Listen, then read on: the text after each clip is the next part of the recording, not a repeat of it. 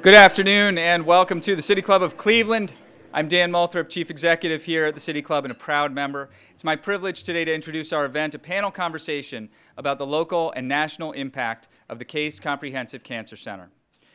According to the National Cancer Institute, more than 13 million Americans are living with cancer today.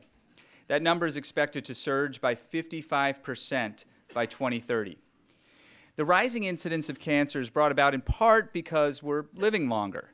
This is especially true in Northeast Ohio, where our population is aging and our cancer rates are higher than average. The Case Comprehensive Cancer Center is a collaborative enterprise comprised of researchers and physicians from Case Western Reserve University, Cleveland Clinic, and University Hospitals. It's one of only 41 National Cancer Institute designated comprehensive cancer centers in the nation. These cancer centers are characterized by scientific excellence and play a significant role in reducing cancer rates and cancer deaths. In 2012, the Case Comprehensive Cancer Center was responsible for treating nearly 70% of the cancer cases in the 15-county region of Northeast Ohio. It was 1971 that President Nixon declared the, quote, war on cancer by signing the National Cancer Act. And as a society, we've made incredible strides in the prevention, diagnosis, and treatment of cancer. But still, questions remain. Why is today's cost of cancer care, especially for new drugs, so extremely high? Why does it take so long for research discoveries to translate into treatments that actually benefit cancer patients? And perhaps most importantly, why haven't we cured cancer? Perhaps, though, these aren't the right questions to be asking.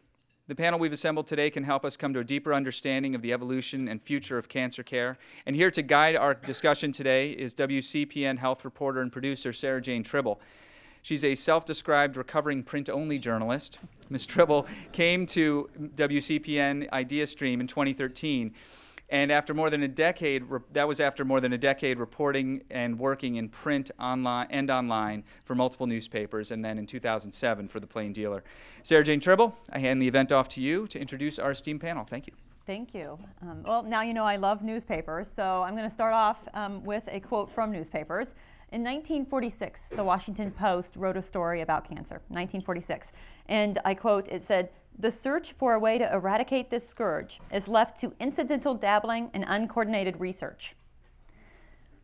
This writing tells me two things. First, it illuminates how long and frustrating the fight against cancer has been. Second, it tells me we've made a lot of progress. Today, I have the honor of sitting up here with people who save lives on a daily basis. In fact, many of you in the audience do the same thing. And I'm hoping we have a great conversation about what the Cancer Center does, not only for the people in this community, but also for the economy in this community and for the lives and the children and the disparities in this community. We have a lot to learn and a lot of fun stuff to talk about. So, with no further delay, let me introduce the panel. And because I know Case very well as a reporter here in town, I am not going to mess up these titles. So I'm going to read the titles. Right here is Dr. Brian Bolwell. He is Associate Director for the Taussig Cancer Institute, Case Comprehensive Cancer Center, and Chairman of the Taussig Cancer Institute at the Cleveland Clinic. Hi, Sarah. Hi. And of course, Dr. Stan Gerson. He is the Director of the Case Comprehensive Cancer Center and Director of the University Hospitals Seidman Cancer Center. Thank you, Sarah. And Dr. Ruth Keri, Associate Director for Basic Research at Case Comprehensive Cancer Center, and Dr. Neal Meropol, Associate Director for Clinical Research at Case Comprehensive Cancer Center and Chief Hematology and Oncology at University Hospitals Seidman Cancer Center. Did I get them all right? Perfect. All right. Well, let's start with kind of a basic for our audience here and then also the TV audience and listening audience. And I kind of would like us to describe what the Cancer Center is, really. And Dr. Gerson, if you could start with that. So I'm delighted that we're all here today for what we hope to be an incredibly exciting dialogue and conversation. We'll have a little while to chat, but we really want to hear your questions. I'm delighted that Dan introduced the topic. We are one of 41 of the nation's nationally recognized comprehensive cancer centers as designated by the National Cancer Institute. We undergo an incredible review, and we are held to a very high standard nationally. Many of you have heard of the other peers that we have amongst comprehensive cancer centers, St. Jude's, MD Anderson, Memorial Sloan Kettering, the Dana-Farber Cancer Institute. Those are the top tier, and we're right in there in that mix because we bring together all of the researchers in the city of Cleveland around the cancer issue and the cancer problem. We have incredible impact because we've brought all the entities that do cancer research together. We have 350 faculty, probably about 1,800 people devoted to cancer research in our city, and we bring them all together through scientific programs, through clinical trials, through community outreach, through population studies. We bring in around $110 million of funds from outside the state into the city to conduct our research, so it becomes a huge economic drive. But the real intention and purpose of everything that we do is to understand the causes of cancer, why our region has a higher incidence of cancer, why the African Americans in our community, for instance, which we'll get to, have a higher death rate from a number of cancers, and to try to understand better treatments, better early detection methodologies, and better prevention strategies. Dr. Bolwell, could you kind of elaborate on how this center touches and is elemental to several of the major institutions here in town, the Cleveland Clinic, University Hospitals? Could you elaborate on that a bit? Sure. So, as Stan just said, there's 41 comprehensive cancer centers across the country, but there's actually relatively few that are a matrix comprehensive cancer center in which different organizations have come together to collaborate.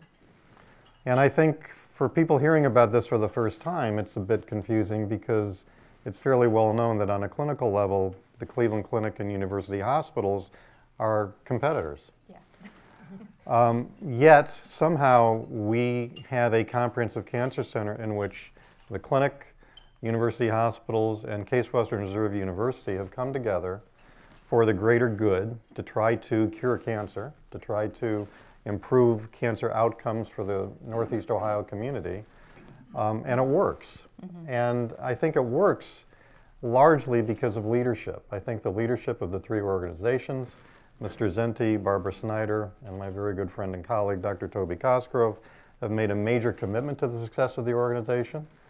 I think because of Dr. Gerson's leadership, Dr. Keri's and Dr. Meropol's, and I try to hold up my end over at the Taussig Cancer Institute at the clinic, but we honestly believe that the sum of the parts greatly exceeds 1 + 1 + 1. As Stan articulated, the amount of research funding that comes in as a result of the Comprehensive Cancer Center is a big deal. It's a big deal for trying to cure cancer, and it's obviously a big deal for Northeast Ohio. Right, and of course the institutions that support the Cancer Center also bring a big deal of economy to town. Absolutely. To town too.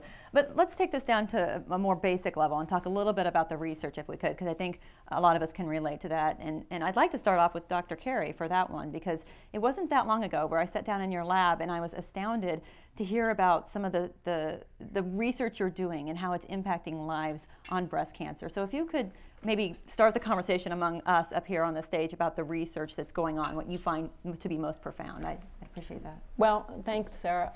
I would like to start with what we do in our own lab, since you brought it up. We're very interested in how breast cancer forms, what causes breast cancer, but most importantly, how to treat it. And one of the things that we're working on right now is using different drug combinations to try to treat breast cancer.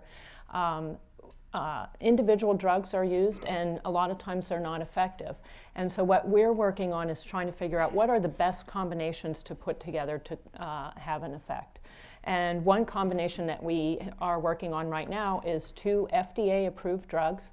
They've never been used together in patients with disease, but we've found in animal models that it's incredibly effective. So we're working on trying to develop a clinical trial to now test that drug combination in patients. In other areas in the center, our Kara Singh, who is seated right here, is leading an initiative to identify high-risk families. Families where they have multiple cancers, but not necessarily the same cancer. And what she's striving for is to identify what the causes of cancer are in those families, with the goal of identifying who in the families would be particularly at risk so that they can get better screening. And hopefully we can also identify what the causes are so we can develop new drugs for that. Okay, and certainly we want to talk a little bit about how some of this research will be affecting real people in the community as well. And Dr. Meropol, that's a great way to get into what your research and what you're touching on, and some of the work out in the community that this center does. Yeah, so I guess I'd like to highlight some work related to a major societal problem in terms of cancer risk and behaviors, but one that disproportionately affects the people of Cleveland, and that's tobacco use. Tobacco, in spite of all of the notoriety that it's achieved as a risk factor for cancer, not only lung cancer, but many other types of cancer, remains the greatest risk factor that we can change for cancers and cancer death in the United States. Drilling down to Cleveland, Cleveland has a higher rate of tobacco use, a higher rate of cigarette smoking than the state of Ohio, than other regions in the country. And research being done at our center is highlighting some of the evolution of how tobacco is being used, how, in essence, how nicotine is being delivered to people in our community.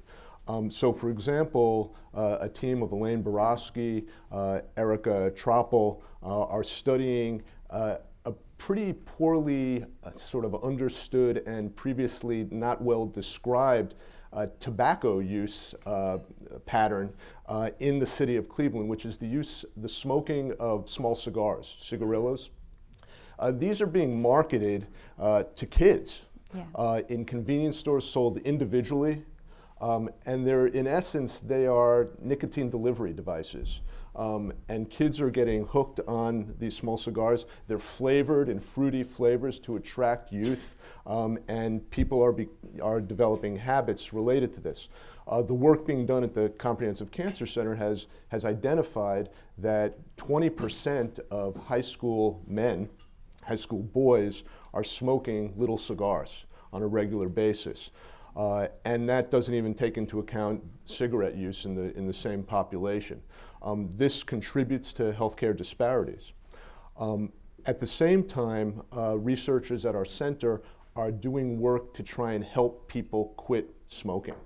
So, for example, there's a very large project that's now been funded by the government, being led by Sue Flockey, to look at a way to help people who are addicted to tobacco to quit by linking the local health system in Cuyahoga County in Cleveland with the state of Ohio phone helplines, using electronic medical records, working with Metro Health as well as our other centers in town and the health department in town to get the right patients to a helpline that can then assist people at a statewide level in quitting tobacco use. So I want to get some answers from Dr. Bolwell and Dr. Gerson, but I want to pause there because what Ruth and Neal have both talked about is something that occurred to me when I was asked to moderate this panel. I was a healthcare reporter starting in 2007 at the Plain Dealer here in town, and I would go out and cover stories, and I would trip over this research going on, and I kept hearing about research over here, research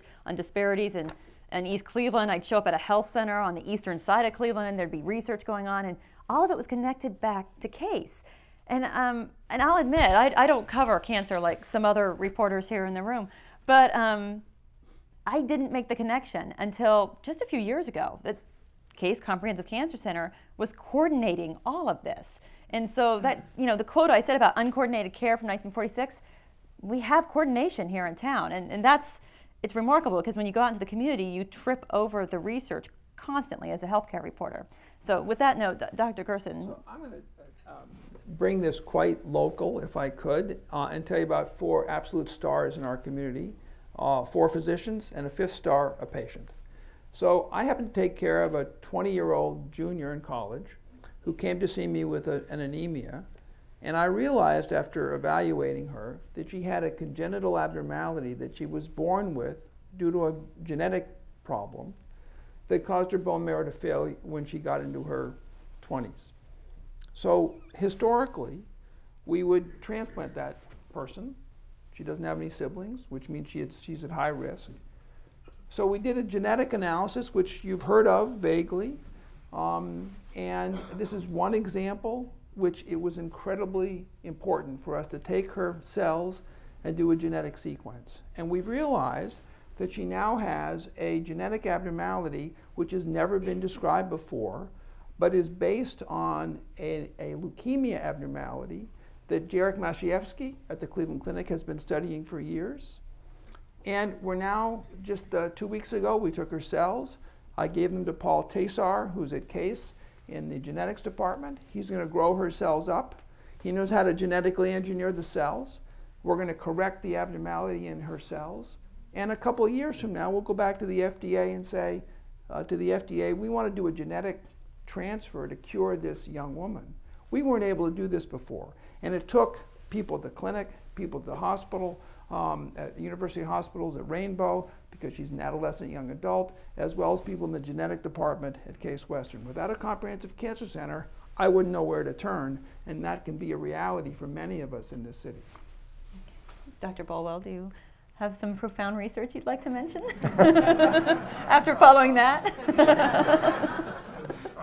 How much time you got, Sarah? One, pick one. Well, I'd like to highlight people who are in the audience. We already heard about the work that Kara Singh is doing, and sitting next to her is Dr. Eric Klein, who happens to run our Glickman and Urologic Kidney Institute, who's done pioneering work looking at one of our vexing problems in cancer, which is prostate cancer. And some prostate cancers at diagnosis grow quickly, and some don't do much for years and years and years. And one of our challenges is to try to identify up front how an individual's prostate cancer is going to behave, because we don't have good ways to do that. Eric has done pioneering genomic research to try to predict, which will guide not only for the patient to know prognostically what may happen, but also to help guide therapies. And so pockets of research like that are happening all over the place. I think the cool thing about the Comprehensive Cancer Center is that it does coordinate a lot of this work, if not all of it, and it helps build on future endeavors. So a discovery that's made within the Comprehensive Cancer Center can then snowball into more funding, into more research. And again, the quest is ultimately to change the course of this disease. I'm going to give you one quick additional example. So Eric is a terrific physician scientist.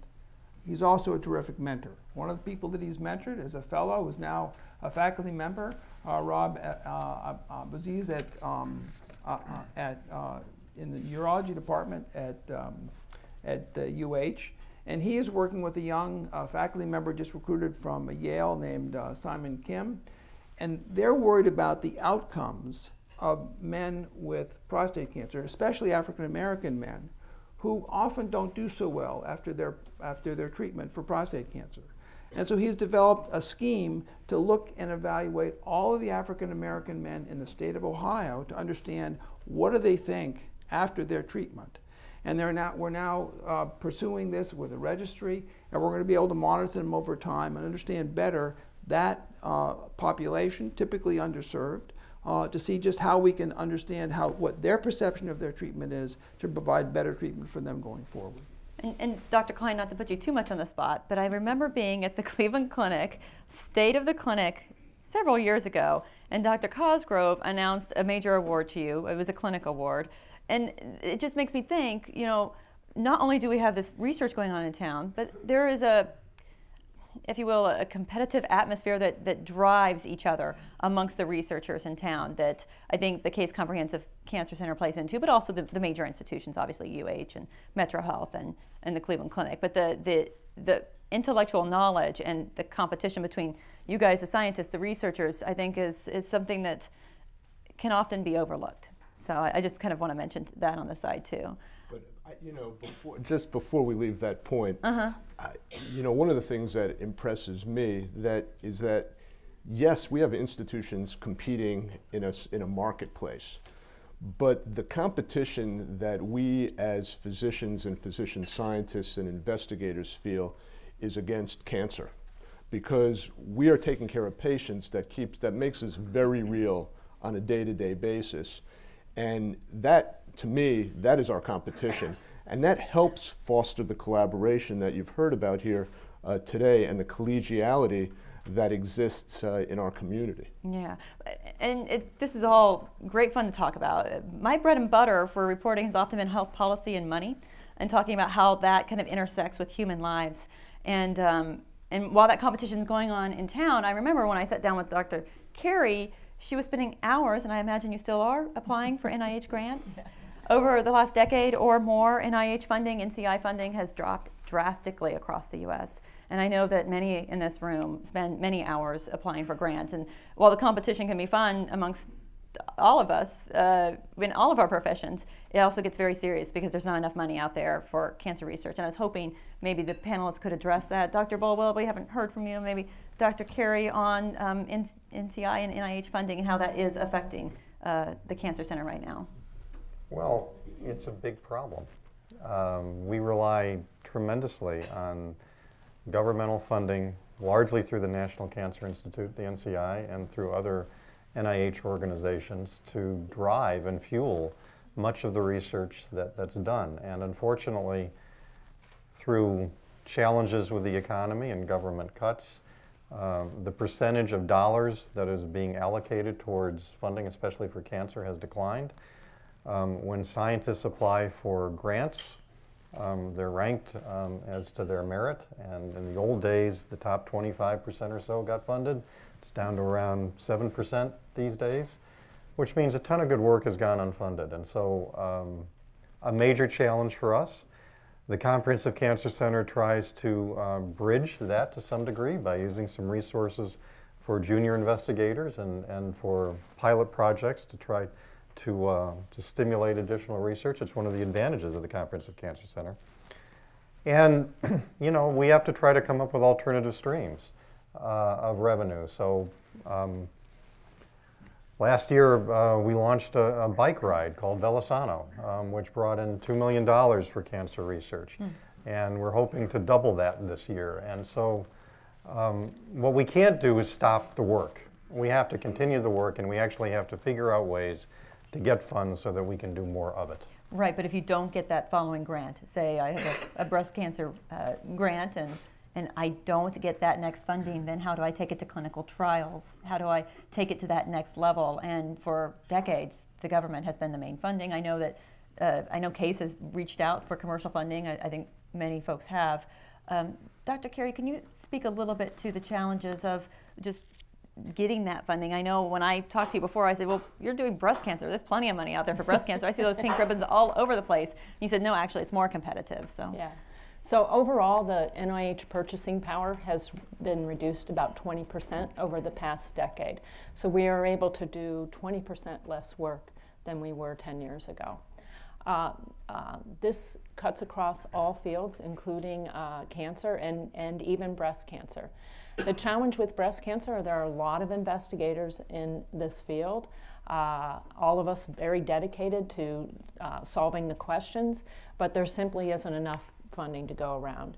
The biggest challenge, I think, is that how it impacts the next generation of scientists, our trainees and the junior faculty, the people who are just starting out their labs. We need to pay those trainees as they go through the process, and it takes many years for someone to become a faculty member. The average age for getting your first major grant from the NIH is now 42. So individuals are going through their undergraduate years, another 5 years of Ph.D. training, another 5 years of postdoc training, and then ultimately trying to start their own laboratory. When we have undergrads come to our lab and they see that we're struggling, it makes them say, hey, I think I'm going to go into business, or I'm going to go somewhere else because this looks too scary. And in fact, it is scary. I have postdocs in my lab who, one in particular, Sylvia, is here. Sylvia, if you want to wave. So Sylvia has been supported by the NIH all through her graduate training, and she's on a short-term grant now, and that terminates in July. And so what we have been doing together is writing grants furiously to try to extend her training period, because 2 years isn't enough for her to now go on and have her own laboratory. She needs to become more competitive. And this is the scary thing, where these trainees, if there's no support for them, they need to find other positions. Right, and Sylvia's research, as I recall, is on one for disparities. It's on a specific breast cancer that affects African American women at a higher rate than anybody else. So, and that is a focus for the Case Comprehensive Cancer Center, to do research on disparities. But before we get to that, Dr. Gerson, we have talked before about the cuts having to be made because of this lack of funding. I don't think I told you I'd ask you this question, but could you talk a little bit about the cuts that you guys, how have you had to shrink the budget a little bit? Where have you cut corners or not? So every time we get an award from the federal government, it may be reviewed in the top 7%. And the first thing is the federal government cuts 18% off. Poof, gone. So that may be a position that's lost. So the cuts here are quite real. I've got my healthcare leaders in front of me, and they know darn well that healthcare reform has meant that the dollars just aren't there from the clinical practice and operating budgets of a hospital to come back and backfill that effort. So we are struggling, and we have to first learn how to do more with less and make our discoveries more impactful. It's moved many of us to think that all that basic science we did for decades has to now be applied to the clinical problem of our cancer patients, and so many of us have moved in that direction. But on the other hand, what we do is not really commercial. It's benefiting patients, typically benefiting patients in a hospital setting, inpatient or outpatient. And so we are struggling with where to backfill those dollars. I didn't quite understand the equation you put up front. 7%, if you're in the top 7%, automatically 18% gets cut off? So 18%, so say you write a $300,000 grant, then 17 or 18% of that $300,000 disappears so that they can fund enough grants. Yep. Because we're so squeezed in terms of the amount of dollars that can be given to each investigator. So we might write something and say it's going to cost us $300,000 to do this, and they'll come back and give us $230,000. Oh. Yeah, the 7% is how competitive it is just to be awarded the grant. And then even though you're in that 7%, then they take a cut off so that they can fund the 7%. Because if they didn't cut that, it might be 5%. Okay. Okay, so you guys are doing more with less these days. Yeah. And luckily, we have one of our senators, Beth Thames is here representing Sherrod Brown's office, and I'm delighted you're here. She and I know these stories by heart, and she is represents a senator who's about as sympathetic as you can get in appreciating the needs of the NIH budget. How often do you, and if anybody else does, how often do you guys travel to DC or to politicians' offices and try to make the case for more funding? At least twice a year. Okay, anybody else on the panel? Dr. Bolwell? Yes. All of you? So this is kind of a part of the business now. Okay. Not sure how effective we've been, given all this data, but nevertheless. Okay, well, let's move on to a more a better topic, and that is population-based research. So we, Dr. Meropol, you talked a little bit about some of the research going on that I think a lot of people can relate to, the cigarettes and so forth. What else are we seeing? I see Dr. Lee out in the audience. I sat down with him last week talking about some of the prevention research going on in cancer, and I know there's many others in the audience, but if I live in Northeast Ohio, how could the research actually touch me personally? Well, I'd like to highlight some facts about clinical trials research in Northeast Ohio and beyond. So clinical trials are research studies testing new ways to treat cancer with new drugs, new devices, or ways to prevent cancer as research projects. And the way we've developed all the therapies that we consider to be standard today was based on clinical trials research, people volunteering to take part in studies of something new that's now become a standard. And at the Case Comprehensive Cancer Center, we, about more than 1,000 patients a year are now taking part in clinical trials at our hospitals. And so we do pretty well at offering patients clinical trials. But on the national basis, less than 5% of all cancer patients take part in clinical trials in spite of its importance to advance cancer care. So one of the things I've been very interested in is understanding why don't more people take part in clinical trials. And there are some practical, logistical issues for some folks, but there are knowledge gaps, a lack of awareness, what are clinical trials? And there are attitudes and myths about clinical trials that really affect a person's willingness to consider a clinical trial as an option for their treatment, such as a fear of side effects or a fear of getting a placebo or feeling like they might feel like a guinea pig if they take part. So what we've done is we've systematically cataloged all the barriers that patients face to taking part in clinical trials and developed an internet-based on the web program where we assess through a survey that patients can take what their attitudes are about clinical trials, and then we deliver videos based on their responses to address their particular myths or knowledge gaps. We call that the PREACT program, for preparatory education about clinical trials. Developed here and at 3 other cancer centers nationally, and we tested it and showed that in fact PREACT improves knowledge, decreases attitude barriers to clinical trial participation, and improves a patient's preparation to consider a clinical trial as an option. Based on that research, we then said, okay, how do we disseminate this? How do we get this to everybody worldwide? Because in fact, if we're doing a web-based program, why can't it be available to anyone? So I reached out to the American Society of Clinical Oncology, which is the largest professional organization representing cancer physicians and their patients. ASCO,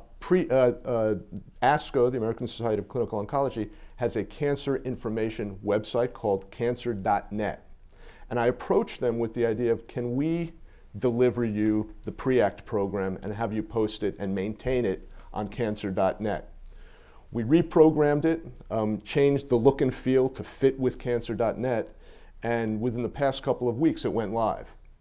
So PREACT is now available, developed here in Cleveland, to every patient and their families worldwide on the web at www.cancer.net/PREACT.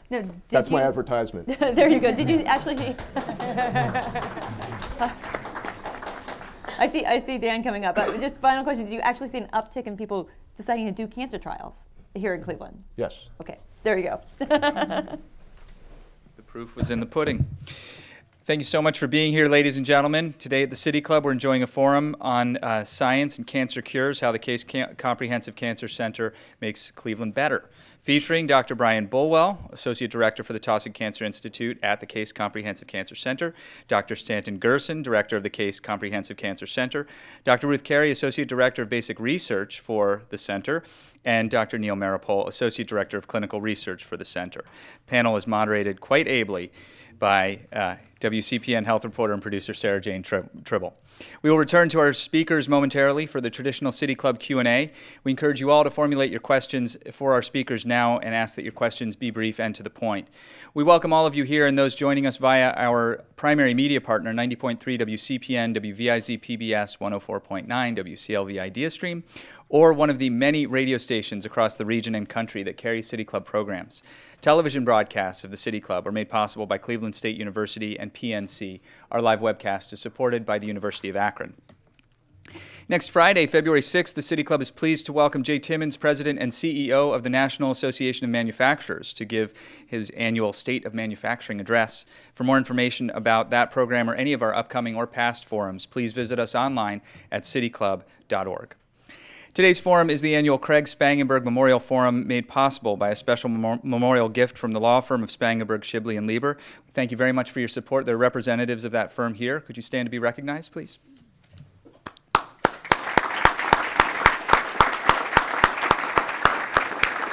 Thank you so much.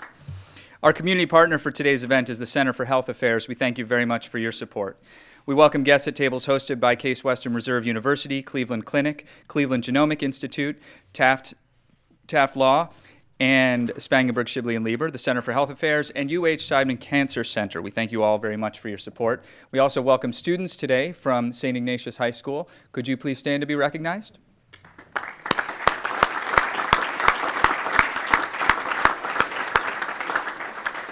Student participation is made possible by a generous grant from the Pipeline Development Corporation. Now we would like to return to our panel for the traditional City Club Q&A. We welcome questions from everyone, including guests. Holding our microphones today are our Director of Programming, Stephanie Jansky, and Content Associate, Teddy Eisenberg. Do we have our first question, please? Doctors, thank you very much for the incredible research that you're doing. The statistic that we heard earlier, that by 2030 there will be an increase in incidence of 55%, is pretty dismaying. The indication is that people are living longer, which is one of the reasons for this enormous increase, but what are other reasons? That's the first question. Second question, how does the incidence impact the African American community? And finally, if you talk a little bit about prevention strategies. Thank you. Can I say Dr. Meropol, maybe? Yeah, I'll try and take part of it. In terms of what is responsible for an increase in number of cases over time, one is certainly the aging of the population, because for most cancers, age is a risk factor. It's not a modifiable risk factor, but is a risk factor. Another major risk factor of great concern in our community and elsewhere is obesity. So our dietary habits are clearly related to cancer incidence. And if you look at sort of a heat map of body weight and body mass index is one of the ways we look at body weight in relation to height.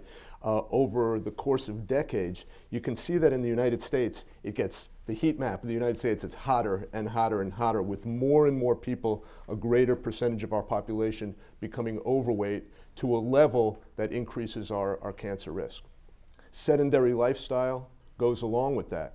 You know, I see my nephews and nieces working on their iPads. They learn to swipe before they learn to read a book or go out and kick a soccer ball. And sedentary lifestyle, in many, many epidemiologic studies, is associated with an increased risk of various types of cancer. That all said, this is not a hopeless situation, because the things I mentioned can be modified through education and other interventions. And in addition, the success of cancer treatment and our strategies to prevent cancer through early detection, through screening, have increased to the point that the death rates from the major cancers are all going down by percentage points over the past decade. Breast cancer, lung cancer, colon cancer. The major cancers, the death rates are going down over time when you adjust for the age of the population. So while overall there are more cases, we're much more successful at prevention. We're much more successful at treatment with the developing interventions that we have today. But those cancers you just mentioned, the disparity ranks in those, the minorities dying at much higher rates in those cancers you just mentioned. Absolutely correct.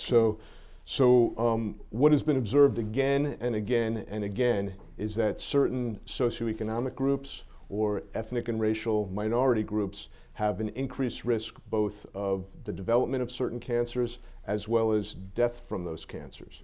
And that's multifactorial. It used to be completely attributed to access to care, follow-up with care, getting the best care, late diagnosis. Those things certainly play a role. But we're learning more and more that biology does impact risk of cancer, and the biology might be different in different types of cancer. One of my colleagues, Sandy Markowitz, at the university and university hospitals, just published a very important paper showing that the genetic makeup of colon cancers that occur in African Americans is different than the genetic makeup of colon cancers in white Americans. And the implication being there might be different drivers in some African Americans versus whites who develop colon cancer. And if there are different drivers, the implication is that there should be different types of treatments and different ways we should think about preventing. So this is the beginning of a new stream of research which over the next decade should help us address some of these problems, both locally and beyond. Dr. Gerson. So I want to jump in and make a call out, because it's actually one of the most important things in my mind that the Comprehensive Cancer Center is doing today to address the issue of disparities in the African American community in Cleveland. And that is the activities of the Community Advisory Board. Jackie Bailey is here, Jeslie Cheatham is here, Zach Reed is here, all members of our community advisory board that consists of about 60% community volunteers who come and advise us on how to address the issues with the community. We're pretty smart. We're not that smart about dealing with the community. And so this effort is one that allows us to bring together across the three institutions navigation, outreach efforts. We bring in the Metro Health Medical Center, who have done a really good job at developing medical homes for the underserved. And they provide us with avenues to address issues of why isn't the minority and underserved community getting their screening tests? Why are they having difficulty with healthy lifestyles? So we're making a major effort in that, because I've been in town for 31 years and I haven't seen the statistics change. So we want to change them. Okay, next question. Are you finding that treatments like mindfulness-based stress reduction or meditation are very helpful, or do you have any information about that? There has been research out of the Case Comprehensive Cancer Center, I know, because I was just talking to Dr. Lee about it, about sleep and so forth, but I'm not aware of mindfulness. Is that a factor? Dr. Bolwell, do you know anything? I just yes. Sarah, I don't know anything. I I don't know how I got up here, but you know, it's, TV cameras are rolling, it's all good. So there's actually a fair amount of literature on this subject. There are different ways to try to reduce stress in given populations. Conversely, we know that patients who are in distress utilize more resources and have inferior outcomes. There's no consensus on the best way to reduce stress. There's a lot of different things that I think the Comprehensive Cancer Center and both clinical institutions utilize, from Reiki therapy to relaxation techniques, et cetera, to mentoring programs. We're actually pretty big believers in the possible benefit of such programs. Not always easy to quantify scientifically, but I think extremely important. We're very fortunate at the clinic to have our organizational leadership commit to a new cancer facility, which we're starting to build, and fortunately I've been part of the design of that facility, and one of the things that we're doing is actually having a wing of the first floor designed to address exactly what you raised with your question, to house a place for art therapy, music therapy, Reiki therapy, et cetera, because we value that and we think it is important. It's part of a whole theme that we call integrative oncology. Broader speaking, it's integrative medicine. And John Moss and his foundation, John's here, has helped us establish a professorship in integrative oncology at Case Western at UH. And the whole purpose of that, very complementary to what Brian's talking about, is to make sure that that infiltrates all the aspects of our cancer care and all of our patients have those competencies available to them. However, no matter how good mindfulness is, no matter how much sleep you get, if you don't have your screening test for breast cancer, for colon cancer, for prostate cancer, you're still at high risk. So I've got to encourage people to get their screening tests. I'm tempted to ask a question, but it's the audience's turn, so let's... Members of the panel, let's assume that patient X doesn't smoke and eats well and gets tested and has managed, as I seem to have, to dodge the obesity bullet and wonders whether or not it would be worthwhile to get his or her genetic makeup mapped. Is this a good investment or not? Go for it. I'll dig in here because I'm facing this question right now. My son, who's 24, called me up the other day and said, "Hey, Dad, for your birthday, I'm going to get you a genetic test." He said, all you need to do is spit into a cup. I'll send you the kit, and it will give you a printout of all the genetic diseases that you're at risk for, and it will tell us where we came from. What do you think? So, you know, for the first time, I was thinking about this. So, all joking aside, the reality is that there are certain circumstances where genetic testing of what's called your germline can highlight and help you understand a high risk for a particular disease. In a family where there's a bunch of cases clustering in that family of certain diseases, say colon cancer. And there are well-defined genetic tests in colon cancer, breast cancer risk for those families. What we're learning about, and we're continuing to learn with Karis's good work and the work of others, is that there are many alterations along somebody's chromosomes, their genes, that increase risk modestly, that make it not a done deal, but maybe increase your risk by 2. But if your risk is very small to begin with, increasing it by 2, would that make you change your lifestyle? So if you knew you had a risk of, across the population of having Alzheimer's disease of 2%, but you found out that your risk was 4%, what would you do with that besides get anxious and need mindfulness training, right? So right now, we're not recommending that everybody have their genome assessed. However, we would like, as a cancer center, to collect information on everybody's genome and then follow what happens to them so that we can learn about new drivers of disease where we can intervene and when we should intervene to help people maintain their health. And I think there's been some questions on these mail-order genetic tests as well. That's very different than going to a hospital and having your... Well, let me make a couple comments about it. Number one, the most important predictor about risk of a given cancer is family history. That's been shown repeatedly. And so I think that family history can help guide the decision about whether or not to just kind of throw out your sputum for analysis from a genetic perspective. But I think the neat thing about this field is that we're learning more and more about germline genomics every day. I think it's fairly well understood that a cancer, as it evolves, acquires genomic abnormalities. That's called somatic genomics. And so there's a huge field about that, and that's really kind of a bedrock of cancer research today and why we know so much more about the development of cancer today than we did previously. As we learn about these acquired alterations, it's interesting, the lens is becoming refocused on the association of newer discovered germline, or what you have within you, alterations that may be playing a role in the development of these somatic acquired abnormalities. Again, Dr. Eng is an expert in this field, one of the world's leading authorities in this space. But the fact is, as we learn more and more about the acquired abnormalities, it's allowing us to learn more about what is in our own DNA that makes us at risk for developing these abnormalities. Okay. Next question.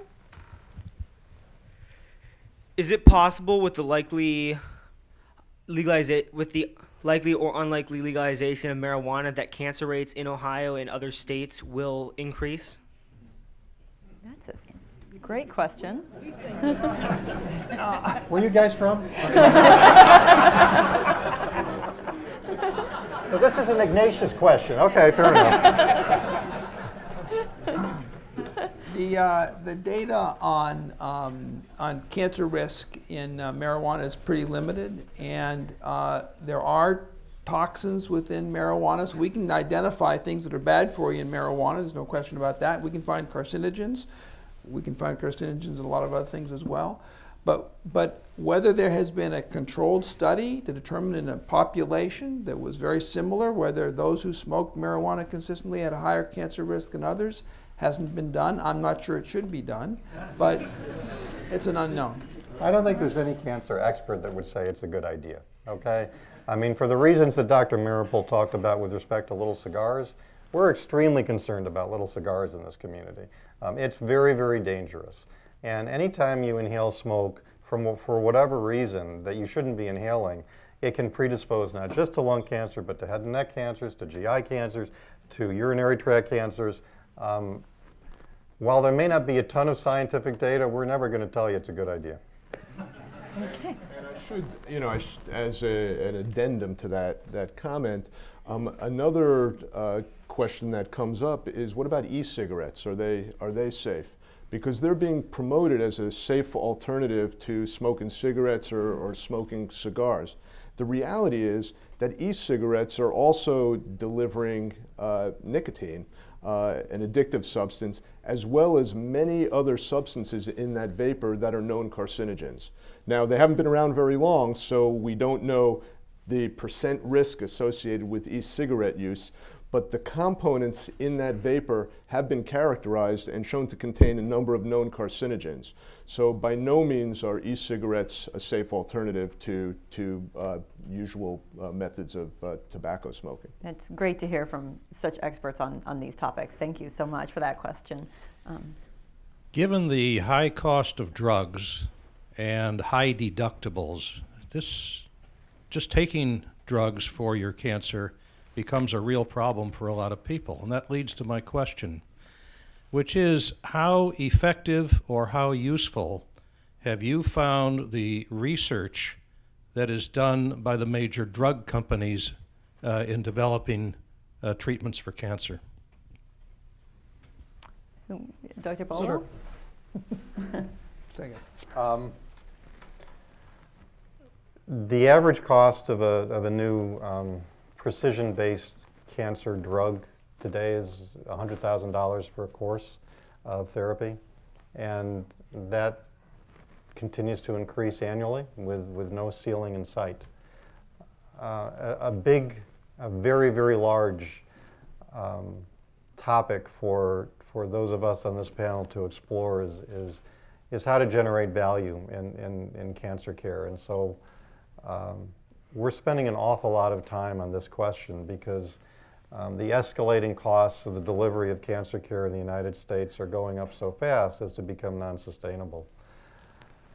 There's a lot of ways to try to approach it. One of the ways in which we're exploring is to try to standardize treatment of some clinical situations like advanced stage lung cancer, breast cancer, et cetera, through care paths or treatment algorithms, and to critically examine what makes sense, because there are some new drugs that come out that can extend lives for 3 to 4 weeks that get FDA approved that cost $150,000, and you have to wonder whether that's an appropriate thing to do. And so we've actually adopted a lot of these and have been able to drive an awful lot of costs out of the equation. That said, for an individual patient, I think you raise an extremely important point. Deductibles are going up, co-pays are going up. And the economic burden for many patients and families, I mean, the families wind up being extremely affected by this, is very, very high. And it's highly important for us to be leaders in this space, not just in town and in Ohio, but on a national level, to try to get some logic and some common sense applied to this whole topic. So I'm the president-elect of a national society of the Cancer Center directors around the country, and this is one of our major topics. Neal Meropol serves on the board of the American Association of Clinical Oncology. It's a major topic. So at the policy level, we are actively involved in these issues. Within our own centers and within our cancer center, our clinical trials group is looking much more conscientiously at bigger differences. We don't want to find a small difference if we're treating drug A versus drug B. We want to have an expectation of much bigger differences so that we know it's worth whatever we're going to discover. But what I'm hearing you both say is that you guys are making efforts to approach the cost of drugs outside of the pharmaceutical companies, because I think a lot of folks in the general public think pharmaceutical companies help drive those costs as well. Can you tell us how does what you're doing here affect the costs we're seeing from pharmaceutical companies? Well, the fact is that as we adopt care paths or treatment algorithms, in which, I mean, I think one of the key parts about them is to make the decision that we're not going to use expensive drug X in a given clinical situation. That's got the attention of the pharmaceutical companies because they want drug X used. And so what we hope happens out of this is more collaboration between clinical investigation and cancer leaders with pharma as a whole, because again, I don't think the cost of chemotherapy or precision-based medicine can continue to escalate at the rate it's going and be a sustainable economic model. It just doesn't make sense, especially because the cost of drugs in the United States tend to be significantly higher than in other countries around the world. Right, right. That's a great question again. And It's neurology, Case Western. I'm here to learn from you as we plan our citywide Alzheimer's effort. In the New York Times this morning, Obama's personalized healthcare was announced, and the American Cancer Representative said genes, faulty genes, are the cause of cancer. But some are calling for a more ecological perspective, which leads to the conversation again about prevention. So are we needing new science? Are we needing new balances towards looking at why we have so much cancer, paying more attention to environment as well as genes? The answer is, of course, and it is a mixture. Just to throw out, there was a recent major publication by one of our most esteemed colleagues in the field suggesting that mutations in stem cells were the cause of cancer. What that study really showed is that as we get older, we acquire mutations. Well, that's part of life. It's also part of our exposure in the environment. So the extent to which we can healthfully turn over our stem cells, and the best healthful things are lifestyle, diet, sleep, and exercise. Keep those stem cells safe and avoid obesity and avoid toxic exposures, whether it be e-cigarettes, tobacco, and the like. So those are the things that we can do to reduce that overall risk. But yes, almost all cancers have mutations in them, and the mutations change over time. So it is a mixture, clearly, of gene, environment, and our heredity.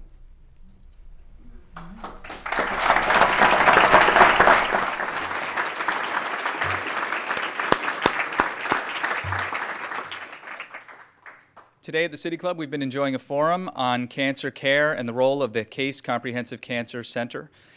It was featuring the doctors Brian Bolwell, Stanton Gerson, Ruth Keri, and Neal Meropol, and moderated by IdeaStream reporter-producer Sarah Jane Tribble. Thank you all very much. Ladies and gentlemen, thank you. Our forum is now adjourned.